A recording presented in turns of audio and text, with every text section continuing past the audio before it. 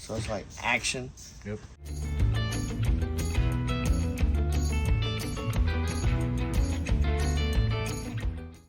Welcome back. So we're going to give you a little bit of a quick update for what's been going on around the shop this week. Got the front half of the console covered. We did a double French seam on both sides.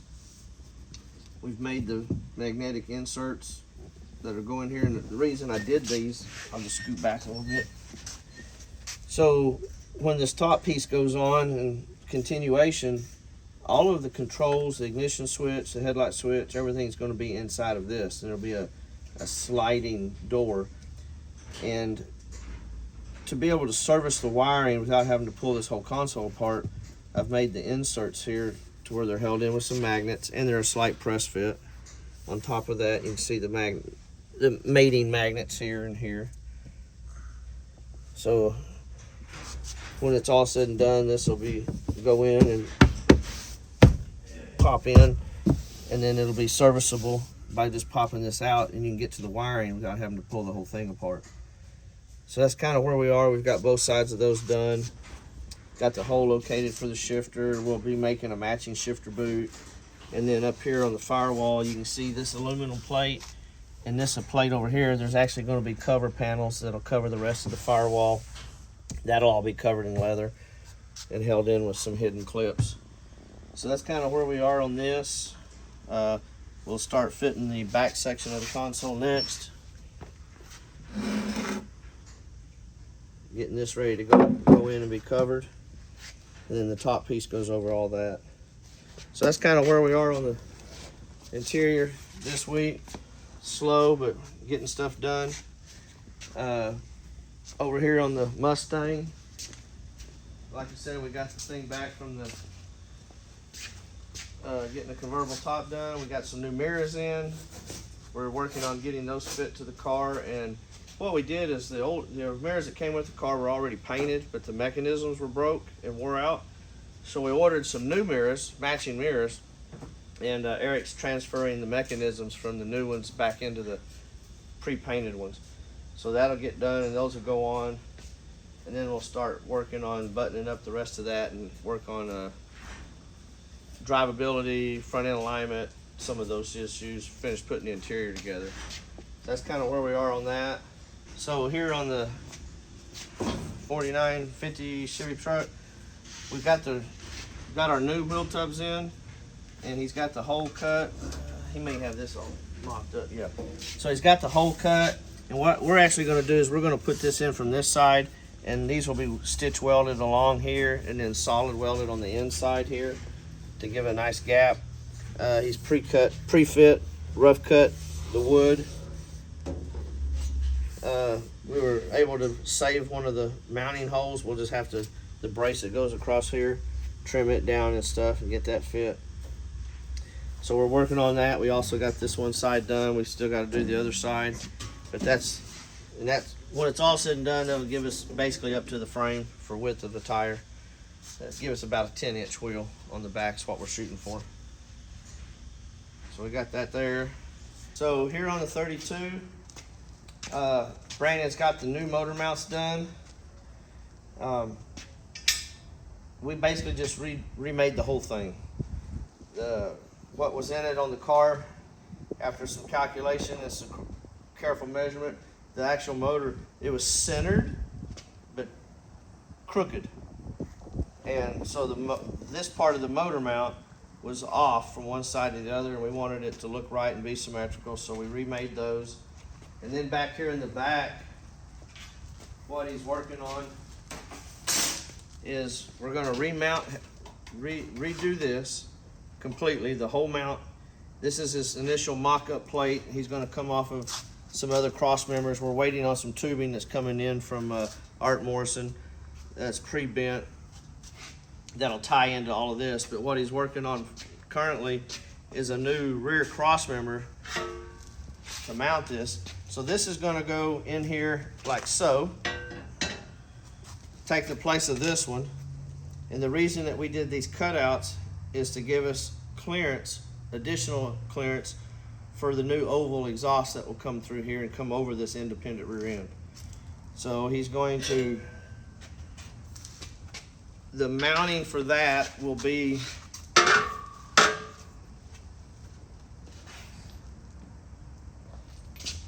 we've made these bungs. These bungs will go right in the edge, go all the way through till they're flush and weld in on both sides.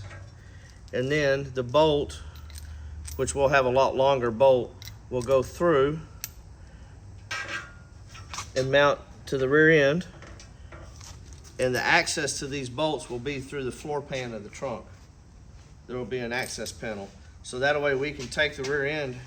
The way this was actually done when it came to us, the third member assembly could have not ever been taken out or changed or worked on unless you pulled the whole complete rear end out of the car. And we're changing that to where you can remove a bracket up here and the pumpkin will come out through the front. And you don't have to get into taking all this back here apart. So that's currently where he's at on that. Really good progress.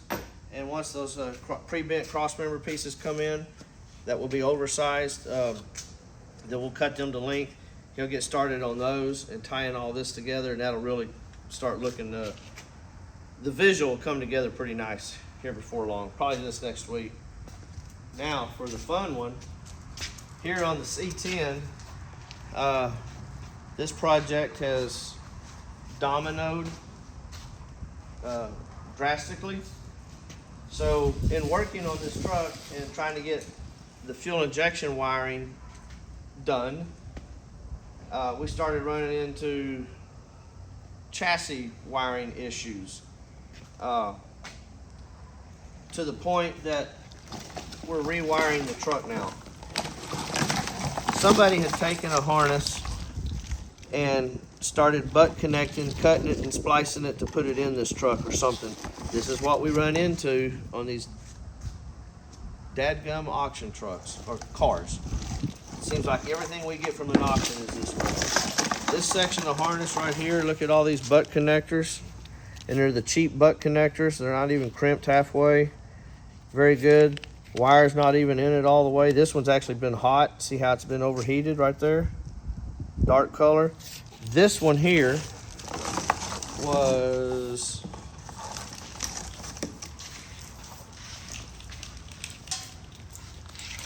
in this area of the truck, right here. There's this many more butt connectors. So they just went across the top of the radiator from one side to the other, had more butt connectors. And then this one 10 gauge wire, it's not even a 10 gauge wire, this might be a 12 gauge. So there's a butt connector, there's a butt connector, there's a butt connector, and there was one here, all in the same piece of wire from here that went to the battery. So when you guys are at the auction spending all your drunk money on these expensive cars, this is why you're spending money on them after you buy them. And I'm just being blunt to the point on that one. So yes, this is what was in it.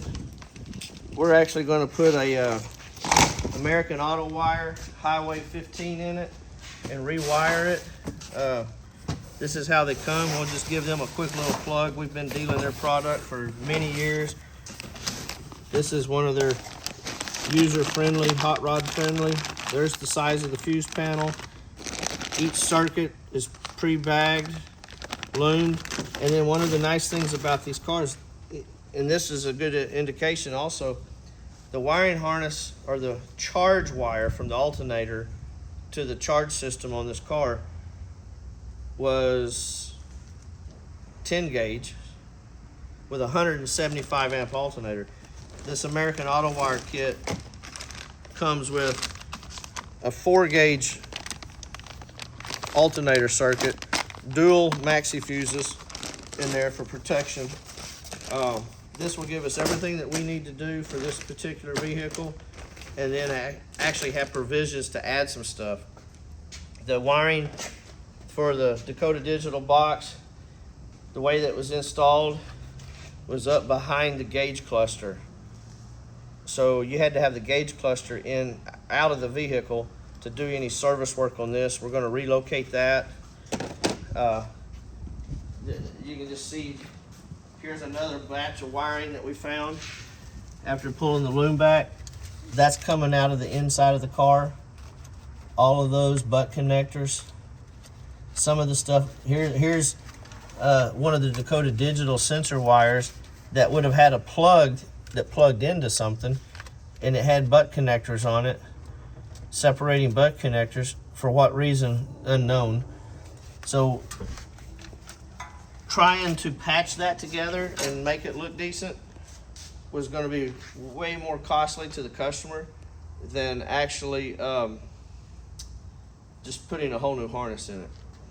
And we've got to do some body work on the firewall, so we've got to fill up some holes over here.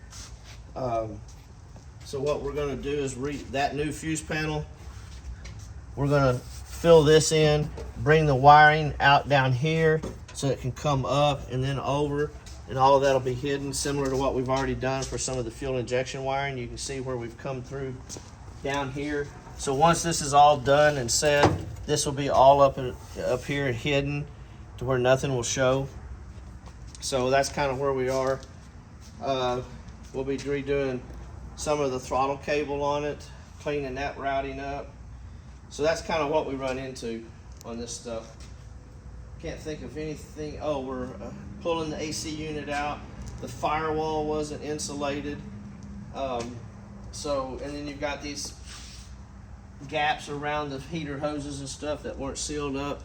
So we're gonna clean all that up, tighten all that up for the customer, give him what he actually paid for the truck. That's just the frustrating part of it, is we get these nice vehicles on here, and this is a good case of putting lipstick on a pig right here. Looks good from the outside, but inside it's just not right. And that's one of the reasons he's owned it for a year and can't drive it, or hasn't been able to drive it. So we're working on that. Got another vehicle coming in for some service work tomorrow, being Saturday. It'll be in here Saturday, and it's one that we built. Customer's had it for about a year now, so he's got a little bit of a punch list, a couple of leaks here and there. Some of the leaks are just from it not being driven much, but we'll get that car in. I think there's a little touch up on some of the paint from driving it, some rock chips, stuff like that. That's a 37 Ford that we did, a nice blue one. It's in one of our other videos, I believe, earlier videos. So if you haven't seen that video, check that one out. The car is a really nice car. That's coming in for some maintenance and service work. And we'll be getting on the Torino headliner here as soon as all the materials come in to get it. And we'll do a video on making a one-piece headliner for that. Once that's done, then that car will be going back over to the paint shop for final body work and paint. And then we'll get rocking and rolling on that one on final assembly as the next month or so comes along. I can't think of anything else that we've got going on this week. Everything other than beautiful day out today. It's March. It started off, I think, 48, 45 degrees today. And it's about 70, 75 right now. It's kind of windy. So please, if you haven't, hit our like button. Subscribe to our channel, tell your friends about it, and we appreciate your companionship and followership of our channel. And if you want to see anything else or have questions about any of the projects or how we do certain things, give us some note or send us a question in the comments, and we'll be happy to help take care of you on that. Thank you.